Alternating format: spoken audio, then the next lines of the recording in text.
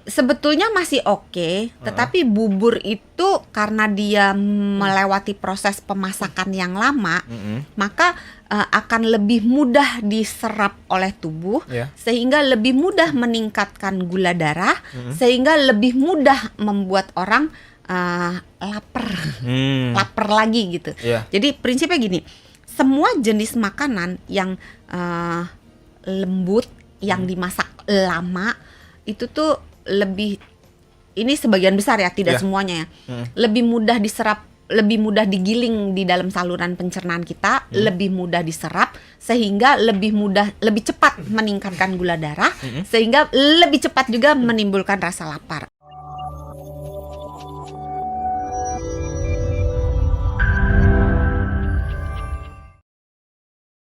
Sebenarnya menu-menu makanan apa aja sih yang termasuk ke dalam kategori clean eating itu, Dok? Ya itu deterjen, sabun cuci piring. Salah. Itu keracunan jadinya, bukan. Sebenarnya nggak usah dibikin rumit, karena kadang-kadang orang kita itu sukanya tuh susah banget gitu loh. Sampai beberapa pasien saya kalau nanya, "Dok, kalau intermittent fasting tuh gimana sih? Iya. Begini gitu." Oh, cuma gitu doang? Iya. Terus kalau misalnya Defkal, apa defisit kalori, Iya. gimana sih? Gini. Oh, cuma gitu doang? Ya iya. Karena gitu, mungkin makanya yang ada di bayangan orang awam ribet gitu ya. Oh, harus gini gitu. Ya ribet banget, jangan dibikin ribet. Pokoknya intinya jauhi makanan-makanan yang tinggi kalori, Iya. makan makanan yang rendah zat nutrisi. Terus sedapat mungkin menghindari makanan-makanan kemasan ya, Oke. makanan-makanan yang fast food. Terus Iya. kalau jenis menunya apa? Ya kita bicara menu kebanyakan masyarakat, Iya. biasanya kan karbohidrat, Mm-mm. protein sama lemak ya. Karbohidratnya misalnya mau nasi boleh. Mm-mm. Kalau mau lebih sehat, mau nasi merah boleh juga. Kalau nggak suka nasi putih aja, monggo gitu kan. Kalau mau dicampur boleh. Mau nasi hitam, nasi coklat nggak ada masalah. Kalau Nggak suka kalau nasi, kalau bubur gimana, Dok? Bubur tapi nggak pakai tambahan apa-apa.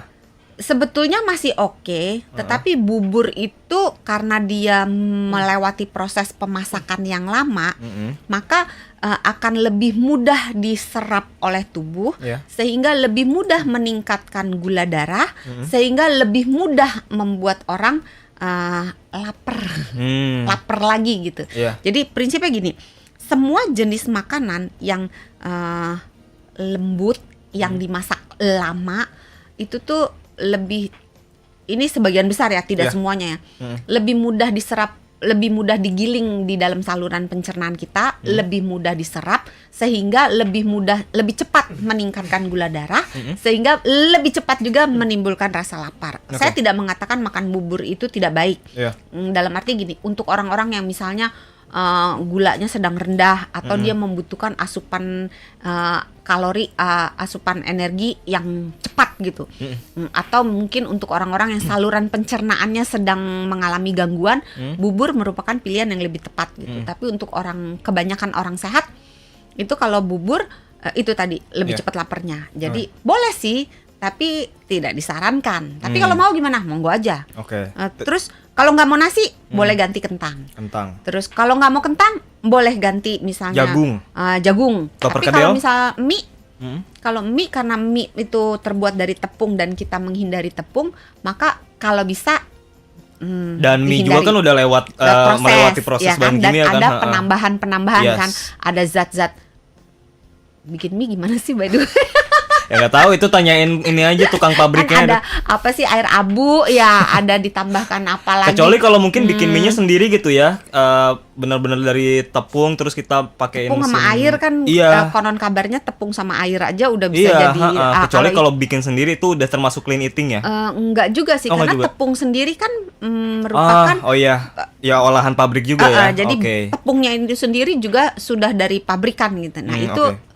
sedapat mungkin dibatasi, tapi tidak berarti nggak boleh gitu kan, karena ngapain sih hidup dibikin susah, toh tidak ada definisi yang Iya.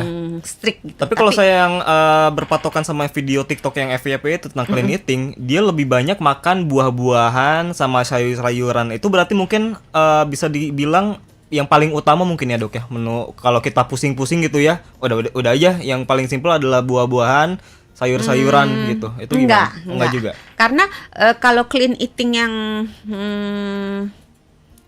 yang apa yang dianjurkan, Iya. itu tuh harus mencakup karbohidrat, protein dan lemak. Oh, artinya lengkap. Ya, hanya memilih karbohidrat yang jenisnya kompleks. Jadi jangan kalau tepung-tepungan sebenarnya karbohidrat juga, roti karbohidrat juga, apa namanya, cookies, kue-kue kering, kue basah karbohidrat juga. Tapi itu tidak dianjurkan karena termasuk ke karbohidrat yang sederhana gitu. Jadi pilihnya ke yang kompleks.